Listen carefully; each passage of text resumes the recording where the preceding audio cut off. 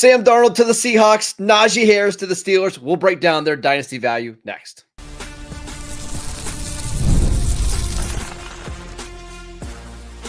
You are Locked On Dynasty Football, part of the Locked On Podcast Network.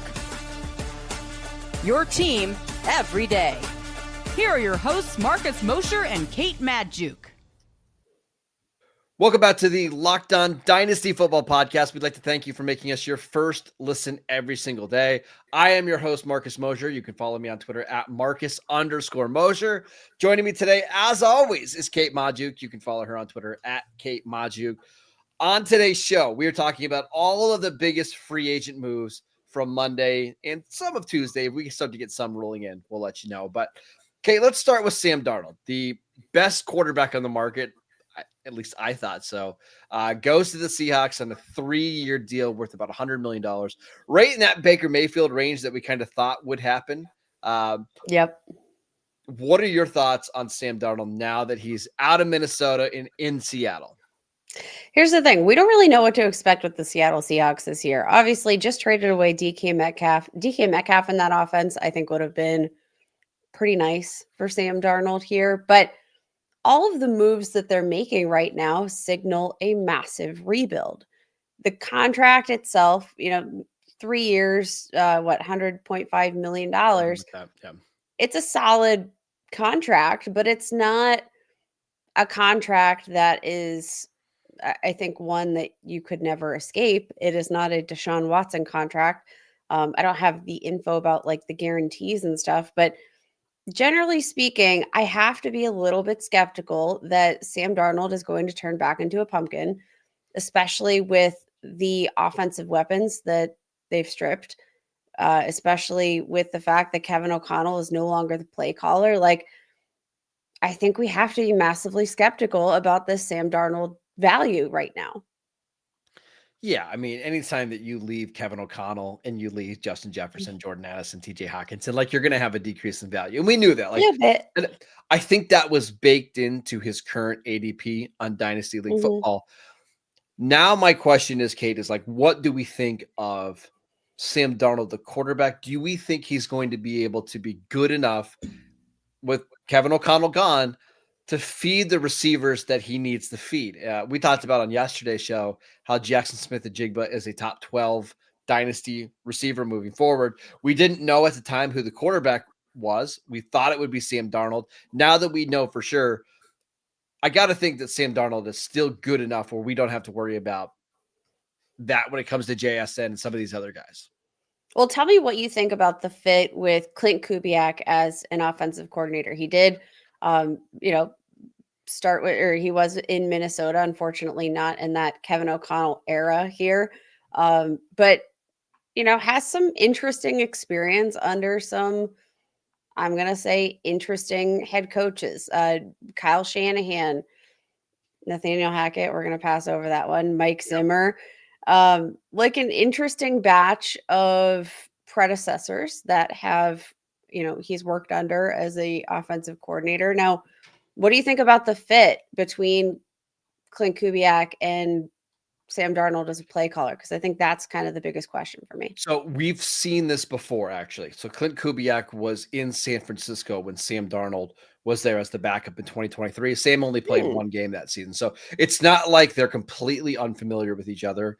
And the Clint Kubiak, Kyle Shanahan style of offense isn't all that dissimilar to what Kevin O'Connell's running. It's a lot of the same language, verbiage, all that kind of stuff. So I do think this is an ideal style of offense for Sam Darnold. And I think because he's going to be so familiar with it, there shouldn't be this steep learning curve. The issue that I have is that you look at Seattle's offensive line and you look at the weapons compared to what he had in Minnesota, and it's clearly worse, right? So I think to me, I would be shocked if there wasn't some kind of massive downgrade in production. I think the only thing is, can Sam Darnold still be an average NFL quarterback? And I do. I think he can get there.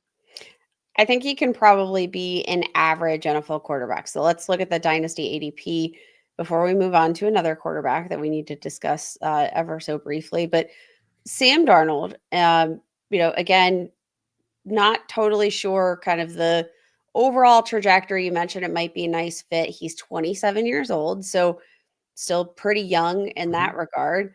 Um, Dynasty startup ADP, the latest batch, obviously pre-signing, QB 26, which sure, like I don't.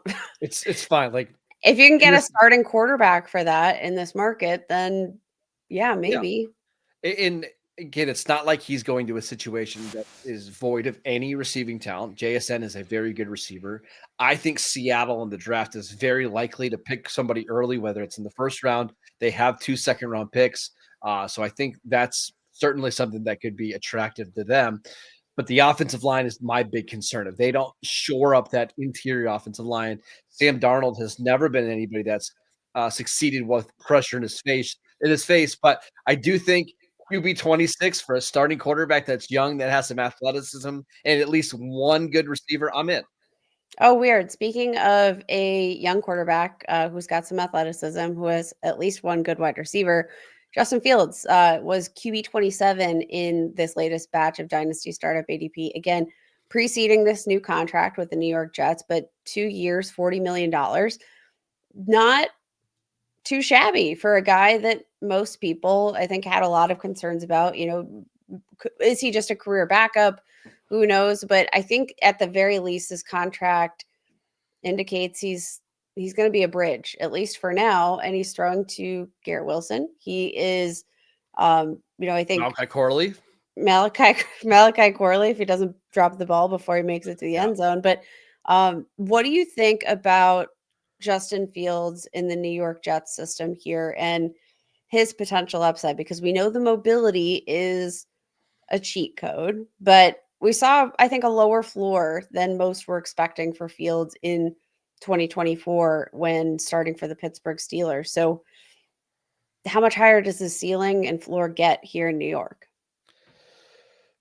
I think the floor is relatively high, to be honest with you, because of the rushing potential. And I actually think the Jets are going to lean in to him running the ball, maybe more so than what the Steelers did. It seemed like Pittsburgh was very hesitant to allow Justin Fields to run the ball. And we talked with Matt Williamson about this, but once Russell Wilson got hurt early in the year, they wanted to make sure that Justin Fields stayed healthy so they didn't have to go to Kyle Allen.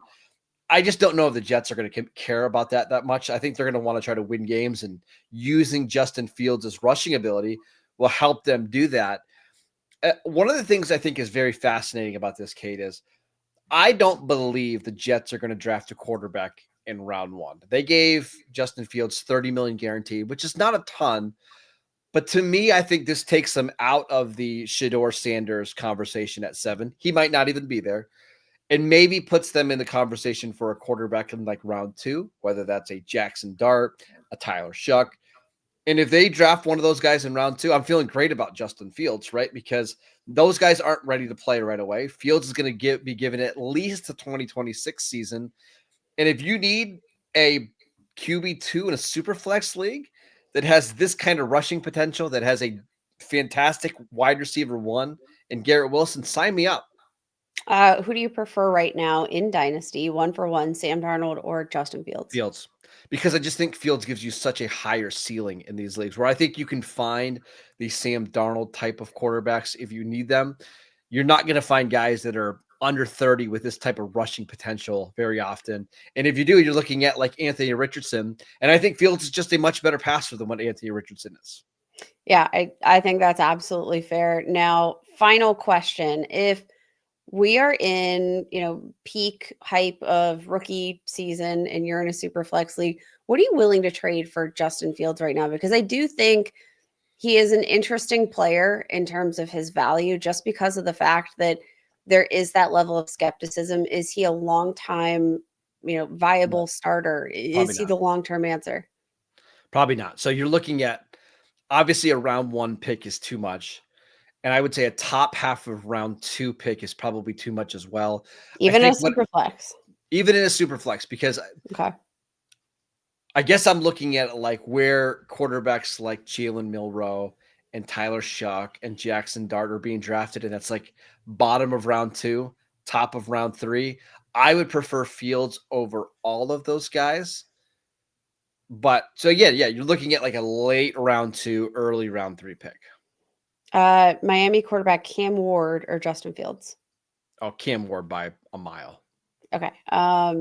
Shador Sanders. Shador. Okay, interesting. It's just because of this is probably Justin Fields' last chance to be a starting quarterback, right? And I think if it goes well, he can continue to get paydays. If it goes poorly and the Jets really struggle, nobody's bringing him back to be a starter in 2026. So this could end really quickly. But I do think for the 2025 season, I think he's going to be a top 15, top 16 option. Yeah, fun stuff. I always love getting some nice value here in the later rounds of your startups, of your even rookie valuations. Like I think Justin Fields could be that nice bridge guy, both for the Jets and maybe for your dynasty rosters if you are looking for that QB2 with upside. All right, let's talk about your guy, Najee Harris, signing with the Los Angeles Chargers in one of the most predictable moves of the offseason. We'll talk about his dynasty value next.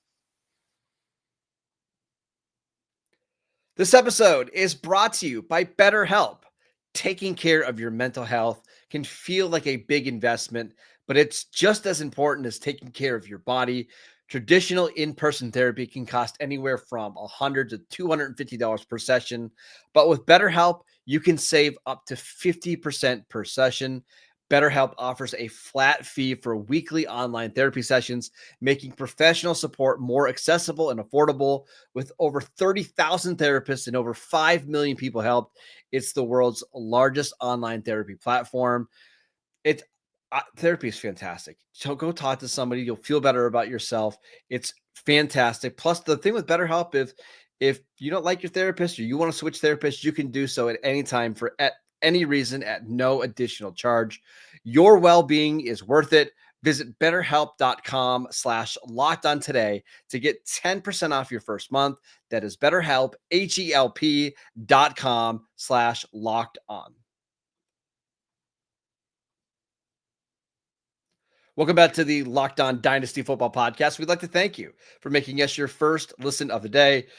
Kate, we didn't get a ton of running back news on Monday. At one point, Samaje Perine and Elijah Mitchell were the only running backs to sign, which was hilarious. But we did get Najee Harris signing with the Los Angeles Chargers. What do you think about that move? I think, like you said, leading up to this segment, one of the most predictable probably moves that we're going to see at the running back position this offseason leading up to the draft. And the writing was on the wall, right? The Pittsburgh Steelers declined Najee Harris's 5th-year option. But let's not forget, this has been one of the most durable running backs in the entire National Football League, despite the fact that he ranks 2nd in rush attempts, dating back to his draft day in the regular season 2021. So this is a guy has not missed any career time. Again, can handle a very substantial workload, 20 plus touches per game. It's a team that ranked 10th in run play percentage just last season in, Greg Roman's first year in the offense. I think it's a great fit. And I do think that he offers that durability that they didn't have with a Gus Edwards, with a J.K. Dobbins, that they're probably going to feel a little bit more comfortable really leaning into him as a full-time workhorse that we just haven't seen yet in this Chargers offense. It's a great fit. And actually the money is very reasonable. The numbers that came out yesterday, Kate, was 1 year up to $9.5 million. And generally if you see that and you don't see any of the guaranteed money in the tweet, it means it's probably pretty low. But Gus Edwards was released. J.K. Dobbins was a free agent. This is his backfield. Kamani Vidal is there, I guess. But I think Najee Harris is like the perfect Jim Harbaugh runner because, number one, durable, has not missed a single game in his NFL career. Reliable, 5 fumbles despite having 1,300 touches in the NFL.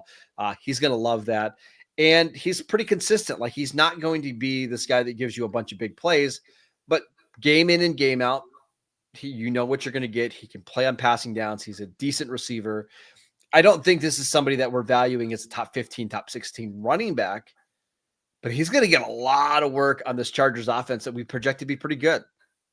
Yeah, and again, going to hit that free agency mark, presumably, obviously, if he doesn't get a long-term deal in place with the Chargers, which means if he has a really good year, playing in what I would deem a better offensive system, especially for the run there in the Chargers system, I think that there's a chance that Najee Harris, despite the fact that he's got a ton of miles on the tires, could be one of the biggest gainers in value over the next year. Just considering the fact that, yes, he offers all of these, just reliable traits that people are looking at for the running back position. Yes, you're going to want a more explosive playmaker to complement his bruising running style. But when you're talking about the reliability factor, Najee Harris has it, and he's just been tumbling down the Dynasty draft rankings, RB31 in the latest batch of Dynasty ADP, which, I mean, I'm going to be honest, looking at some of the names ahead of him, like Brian Robinson, Isaiah Pacheco, I'm going to take even a guy like Travis Etienne. I'm going to take Najee Harris over all of those guys, and I'm going to be betting that I think he gets a fairly decent deal next year as well if things go right. One of the interesting parts here is, or am I just blind? Am I blind? no, Am I because blinded by the light? I just think this is a good situation for a running back, and I thought the Mhm. Chargers running backs were so cooked last year that it was really hard to evaluate the run game. I mean, Gus Edwards was getting touches. J.K. Dobbins coming off a major knee injury. And actually, Dobbins performed well early in the season when he was healthy. He got banged up and then just wasn't the same. There is a chance that he just gets like 12, 14 rushing touchdowns. And it's not sexy. He's not somebody that you're excited to have on your fantasy team, but just scores a lot of short rushing touchdowns because, again, we project this offense to be pretty good. They've got a good offensive line. I don't disagree. If we're talking about him in the Travis Etienne, Brian Robinson, Isaiah Pacheco range, I probably would prefer Najee Harris. Yeah, I'm taking Harris over all those guys. It does feel like this could be an opportunity to buy low. Again, you mentioned the contract situation. Usually when you see like a very heavily incentive based contract, that could put up some red flags. And Najee Harris is a guy that I think in general people have been so disappointed with that, even despite finding a new landing spot, which I thought was probably one of the best situations you could have seen him fall into at this point, like I still think there's going to be some level of skepticism that I'm going to buy in. And Marcus, as we're recording this here on Tuesday morning, just ahead of 11 o'clock, we got some breaking news. The Colts are expected to sign quarterback Daniel Jones to a 1-year deal.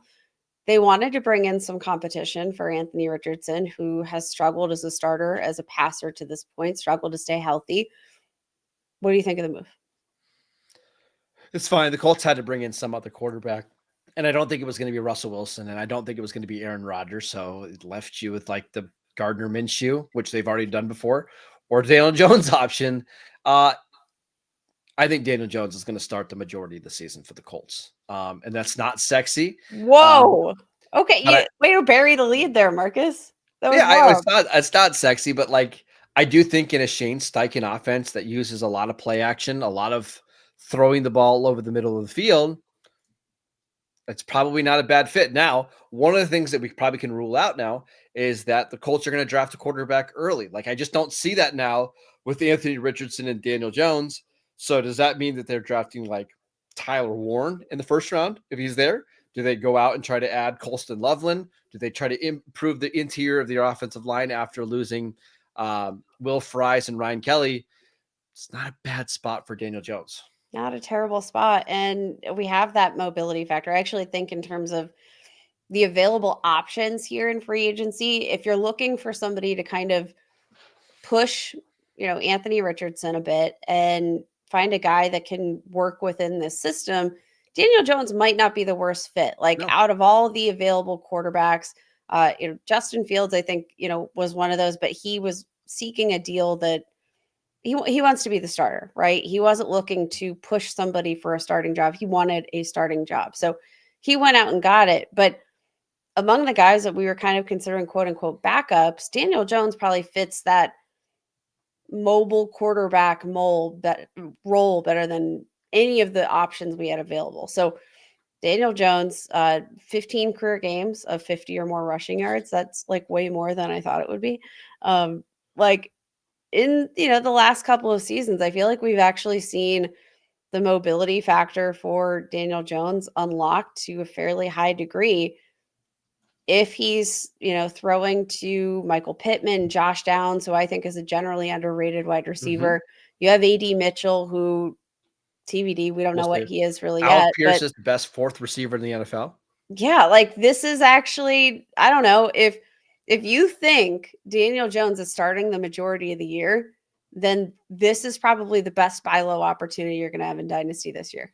And I'm not Because it doesn't cost you anything, right? I mean, I would still prefer Fields because Daniel Jones also has a pretty significant injury history, but this is a good spot for him to try to maybe rebuild his dynasty value. We'll see. Kate, let's talk about some other news from over the free agent period, the last 24 hours, including Chris Godwin re-upping with the Tampa Bay Buccaneers. We will get to that next. This episode is brought to you by TurboTax. This is a message from our sponsor, Intuit TurboTax. Taxes was waiting and wondering and worrying if you were going to get any money back, and then waiting and wondering and worrying some more. Now Taxes is matching with a TurboTax expert who can do your taxes as soon as today. An expert who gives your taxes their undivided attention as they work on your return while you get real-time updates on the progress so that you can focus on your day. An expert who will find every deduction possible and file every form, every investment, everything with 100% accuracy. Also, you can get the most money back guaranteed. No waiting, no wondering, no worries. Now, this is Taxes. Get an expert now at TurboTax.com. Only available with TurboTax Live full service. Real-time updates only in the iOS mobile app. See guaranteed details at TurboTax.com/guarantees. Welcome back to the Locked On Dynasty Football Podcast. We'd like to thank you for making us your first listen of the day. For your second listen, check out the Locked On NFL Draft Show with Damian Parson and Keith Sanchez. Now that the season is over, get the latest draft rankings, rumors, and news every day. Find Locked On NFL Draft on YouTube or wherever you listen to your podcasts. All right, Kate, we had one big domino that fell at the wide receiver position on Monday, and that was Chris Godwin going back to the Tampa Bay Buccaneers at like 62 million over 3 years. What are your thoughts? I love this. I love this so much. I'm going to be honest. I think this was probably the best circumstance for him from a production standpoint that we could have probably asked for here in the free agent market. I think he probably could have gotten a lot more money going to another destination. But what I love about this is, again, I think there's some nice value here in Chris Godwin. He is an older wide receiver, but not too old, right? I think we still have a couple of years left. In the 2024 season, ranked 10th among wide receivers in fantasy points per route run, 15th in terms of fantasy points per target, 7th in terms of NFL passer rating when targeted. He had a really, really solid season where I think, generally speaking, you're not going to find that kind of value in that kind of stability and situation where he's coming back. He's playing with Mike Evans. He's playing with Baker Mayfield. Like, I think we know exactly what we're going to get out of Chris Godwin in the coming seasons. And I think it's all good news. I hate it, to be honest. Marcus. Absolutely hate it. No. Well, here's why. This is good news for Baker Mayfield as well. It is good news for Baker, but it kind of sucks for Mike Evans because it's one more guy he has to share targets with. He's always shared targets with. I mean, not always. I know. It's been a long time, and that has not been a problem. I know, but as these guys get older, I wanted to see Chris Godwin go to a situation where he can be the number one target hog, right? And I just don't think that's going to be the case. I wanted to see Jalen McMillan be the clear-cut wide receiver 2 in Tampa Bay, and now that won't happen. I just think this is kind of a bummer from a dynasty standpoint. I think all of these guys lose value a little bit, Godwin, McMillan, and Mike Evans. I think you're right. Like, this helps Baker more than it helps anybody else. It's just, I wish it would. From a dynasty perspective, I wish this would have went a different way. But from the Buccaneers perspective, this is great. You keep all your weapons intact. You keep Baker Mayfield happy. I understand. I think Baker Mayfield definitely comes out of this the biggest winner. But again, Chris Godwin, wide receiver 36 in Dynasty Startup ADP, 29 years old, has that volume potential. But yeah, the guy I want to talk about is Baker Mayfield because he's a player I've been largely skeptical about, but definitely found his footing there in Tampa Bay, despite, having to play with different offensive coordinators. This is going to be his third offensive coordinator here with the Tampa Bay Bucks. How many has he played with in his career? 45? Yeah. Poor Baker Mayfield. But I do think the weaponry that he's had the ability to establish rapport with is going to be pretty huge. And I mean, Marcus, the finishes that we saw from Baker Mayfield in terms of upside were ginormous. So I think we have to,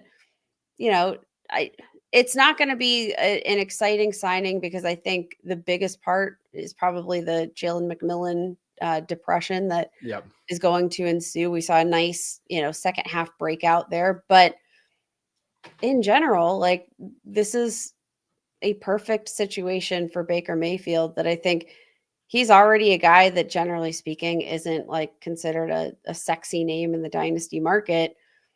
And he has top 5 upside, which he proved over and over and over again here in 2024. I think it's time to buy Baker Mayfield. Can I give you one more bit of news? Because everybody's asking about Javonte Williams signing with the Cowboys. Dallas is not going to be re-signing Rico Dowdle. He's going to sign probably today or tomorrow. Don't buy Javonte Williams. This is somebody the Cowboys signed to be a placeholder until the draft. It's 1 year, $3 million. Again, the guaranteed money was not announced, which tells you it's probably nothing. I think there's a good chance that Javonte Williams isn't even on the Cowboys active roster this year.